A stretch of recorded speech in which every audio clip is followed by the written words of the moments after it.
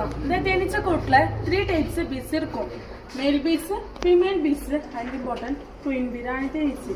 இந்த ஃபீமேல் தான் இந்த கூட பாதுகாக்கிறது, டெவலப் பண்றது, ஹனி மருந்தால எடுத்துட்டு வர இதோட வேலை.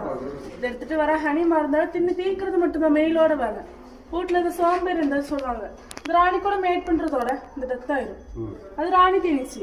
ஒரு நாள்ல அவங்களுக்கு 2000 எக் ப்ரொடியூஸ் பண்ற கெப்பாசிட்டி அவங்களுக்கு இருக்கணும். இல்லைன்னு இந்த ஃபீமேலுக்கு தோணுச்சுன்னா இந்த ஃபீமேல் அவங்களுக்கு கொண்டுட்டு அவங்க வேற குயின் செலக்ட் பண்ணி எடுத்துருவாங்க. அது எப்படின்னு சொன்னா இந்த ஃபீமேல் பீஸ்ல வயசு குறைஞ்ச பீஸ் இருக்கு, அடல்ட் பீ. அவங்க கொம்புல ஒரு திராவகம் இருக்கும், அதுதான் ராயல் ஜெல்லி. ராணியோட மெயின் ஃபுட்டு ராயல் ஜெல்லி தான். அது சாப்பிட்றதுனால தான் அவங்க 5 வருஷம் உயிரோடு இருக்கணும். இவங்களை கட்டிலும் பெருசா இருக்கணும்.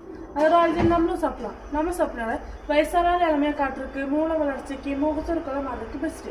இப்போ இந்த ராயல் ஜெல்லி கூட்டிலே நல்ல ஸ்ட்ராங்கான செல்லை பார்த்து ஃபீட் பண்ணி ஒரு 16 நாள்ல ஒரு எக்கு ப்ரொடியூஸ் ஆகும். இது அவங்க எப்பயுமே குயினை செலக்ட் பண்ணுவாங்க.